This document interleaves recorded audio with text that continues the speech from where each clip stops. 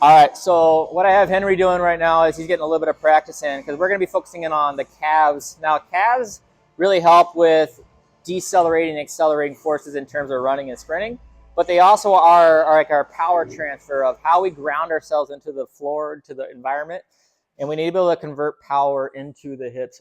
So when it comes to ground reaction forces and what we use that for in sport, we need to have really good functioning calves. Now, most of us have an over-reliance on pushing the heels up, so he'll go up no problem, right up under the toes. But if I ask him to control down and sink the heels down below the horizontal surface, what you'll see is compensation a lot of times because there's a lack of dorsiflexion in the front of his ankles. So he's going to arch his lower back to kind of offset this sense of not feeling balanced, all right?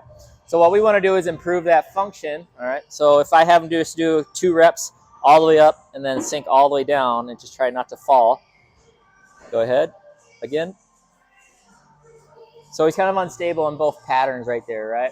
And so that's just kind of a baseline. So let's get him on the table on his back. All right. And now I'll preface this. Calves are a very high tension, high energy spot for the body. There's a lot of sensitivity on this, especially when we start doing what's called the calf strip. All right. So I'm going to take one leg at a time and I'm just going to flex his knee. All right. And get it ready. Now, to start with the calves, we want to kind of start from a preface of something that originates right into the lower back. And it's what we were seeing earlier when he sinks into dorsiflexion, right? And he's trying to create stability. You see that lower back start to activate. It's a posterior sling, right? So there's a whole chain of tension in the fascia that will pull his posture into that position when he feels like there's too much tension there. All right. So I'm going to take a space. If I looked at the lower rib and I looked at my belly button, there's a space between the belly button and kind of the flare out of that lower rib. It's like a 45-degree vector right there. There's a soft tissue space right on the upper abdominal wall that I want to put a little pressure into. And then I want to take another hand and I want to take it from the lower back. And I want to almost like screw the thumbs at the same point right along his spine. That's going to engage something, and then we're going to get into the calves, all right? So I find his lower rib, find his belly button, find the space between. On his lower back muscle, right on the QL, right? I got my fingers kind of facing each other, and I'm just going to take a little dig in on both ends towards the center. And it has a lot of reaction, as we talked about, okay? So we're going to do the same thing on the other side. All right, got fingers going in, and I'm just going to kind of screw in to a center spot. And it's very reactive, so that's good. If it reacts, that means it's protecting something, and we want to get through that protection site.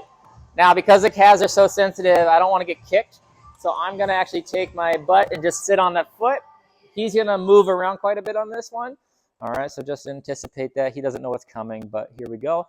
What I'm doing is taking my fingers, creeping right behind the back belly. So think about directly underneath the knee.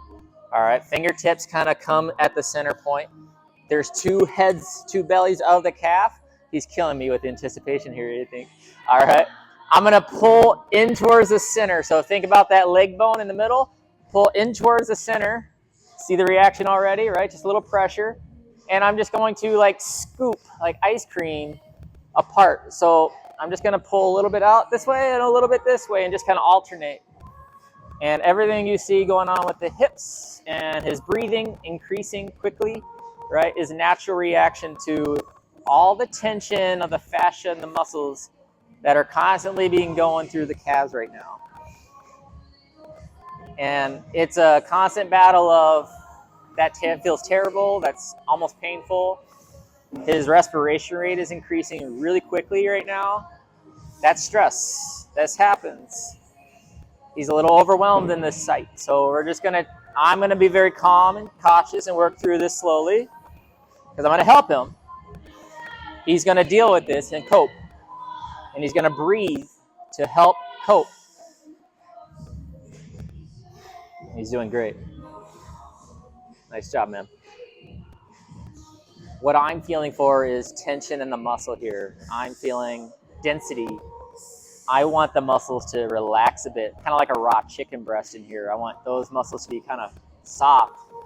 I don't want them to be rigid and hard, all right? They don't function well like that. So now the next part is we're going to put that ankle in a little dorsiflexion. So instead of trapping his foot down, I'm going to brace it where the toe is more towards the shin right here. The knee is still in this angle. This puts the calf under a little bit more length, and therefore it's going to be a little more energetic, a little more reactive. And I'm just, again, when that muscle's under long load, getting it to just pull apart, relax, pull off of the fascia. Think of fascia as like this wrapper of energy around the muscles. It's transfers, the communication, and the inputs. And that's all he's doing right now. He's overwhelmed with all the input. There you go. Good. And that's what that is. Okay. So we got one down. Yep. I'll sit on it. We're going to get this side.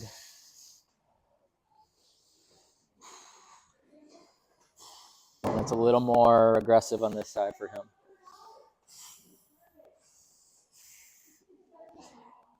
There you go, bud. Yep. Keep breathing.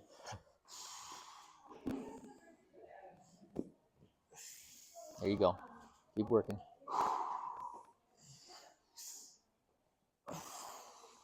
Good. Next part. Last one. All right. Got the dorsiflex on.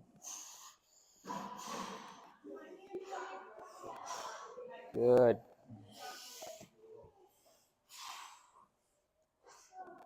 I wasn't lying, was I?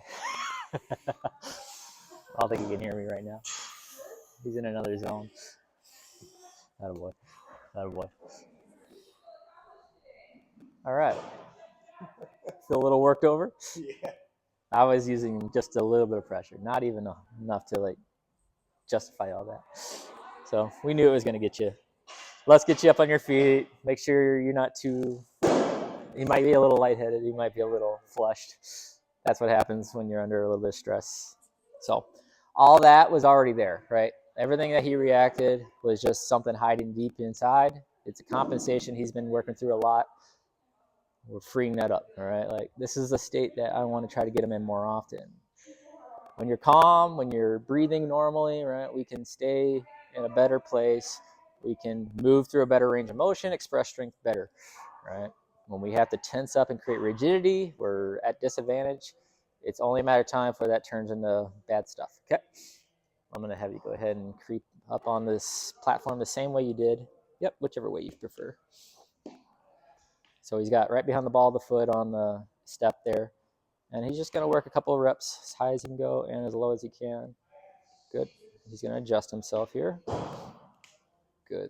The box does move a little bit, so that's not helping him. Good. Does it feel a little better? Yeah. So you can just notice ankle will move and slide up and down. Hear all the energy coming out of the ankles. That's good, right? So we're getting joints to move through. He's recruiting in a better pattern now. Now there's less arch in the back. Now he's just trying to adjust how much tension he can apply through the bigger range of motion. So there's a manual test I do, but that doesn't really come through very well on the camera. So sometimes you can just have an athlete do some calf work. So that's good.